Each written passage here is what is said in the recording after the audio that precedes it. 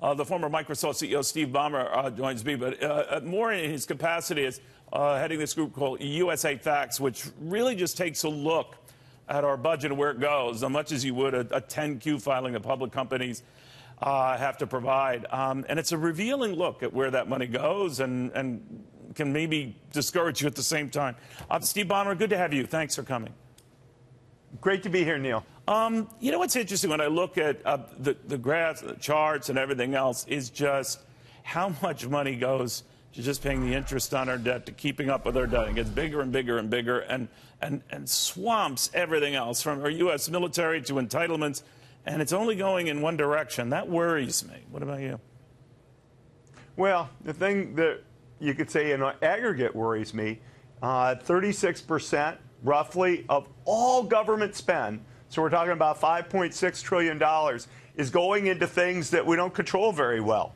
The debt, pensions to federal workers, Social Security, Medicare. It's this notion of fixed cost. Most businesses say you got to keep more flexible than that, and yet these are fixed long-term obligations. You know, unless we change something. Well, you know, Paul Ryan, who's leaving, not running for another term, he got in a heap of trouble and heat just trying to control the growth at the time of Medicare, the growth of Medicare, just to bring it down 1% or 2%. It would still provide more money for Medicare than was the case. And he learned the hard way, and others have come since, that just going after entitlements or scaling their growth is a Herculean task and not a thankful one. So what's the lesson?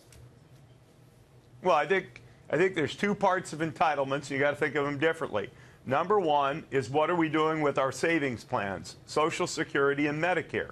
And Medicare, you could say we have a little control because the government is the biggest buyer of health care, buys 50% of all the health care. It could use its buying power to curb the cost of getting that health care. That might help a little bit. And then government's really going to have to take a look at how we support the elderly in this country. Separate, there's a bunch of stuff, Medicaid and other programs, that support the disadvantaged. And I think that's a very different kind of values-based discussion, those two things. But unless we get a handle on those big costs, there's no way in heck those deficits are going away.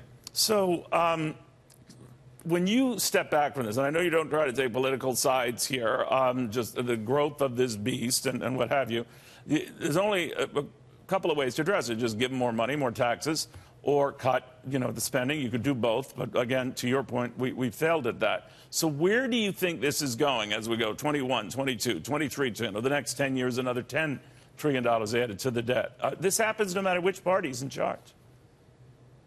Right. I mean, each party's got its own way of increasing the deficit. The Republicans like to cut taxes. The Democrats like to increase expenses.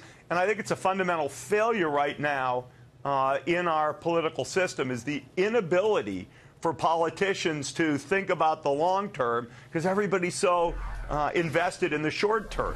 Frankly, you can look at the numbers we present, and you can wonder whether government actions really drive the economy anyway. If you just take a look at the numbers, the economy is much more steady than the government actions that are designed to impact it.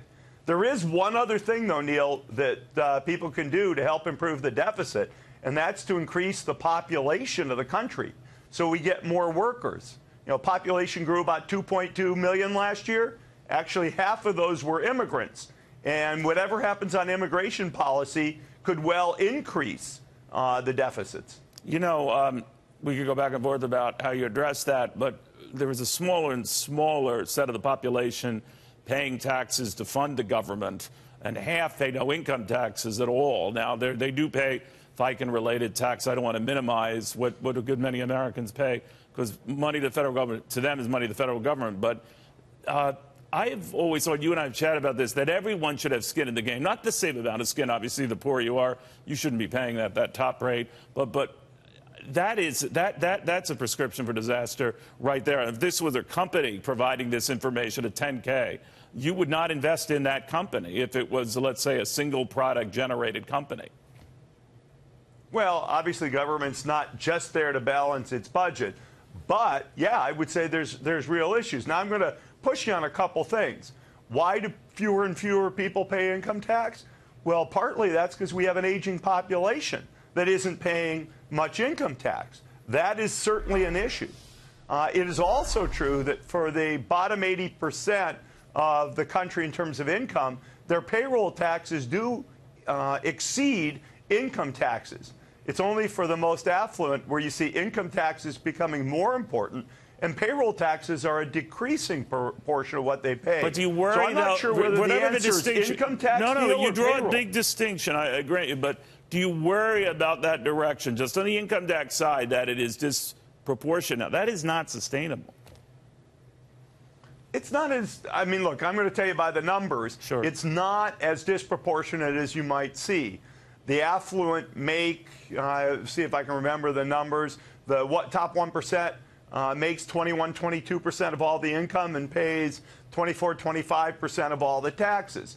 Yeah, it's disproportionate, but so each citizen can decide whether that's too much. Payroll taxes, do look different. Okay. Let me get your sense about what's going on here. The markets have been soaring of late.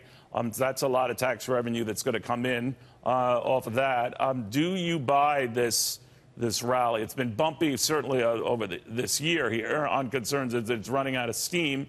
But people look back at the tech stocks and say, well, they're going to keep leading it, and this will keep growing and growing and growing. Do you believe that?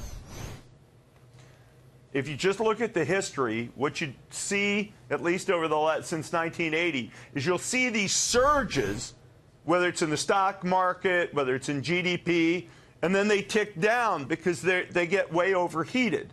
Whether we're way overheated today or we're going to be way overheated tomorrow, we are way overheated or somewhat overheated. And it is my own belief, just looking at the history, that this stuff will normalize. Now, every citizen can look at our numbers and decide.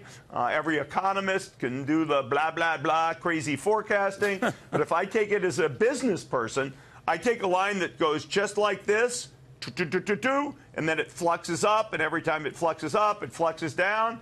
I say the economy has a sustained level at which it can grow, and government policy, in a way, only can screw it up. It increases it a little extra, and then it lets it fall back down. So I'm a little skeptical, both about the market and the way the economy could overheat. So you wouldn't buy this market where we are right now? I own this market where it sits right now, Neil. I do, but I'm not sure I have any better idea to where to put my money other than in the S&P index. And Microsoft, of course. And Microsoft, of course.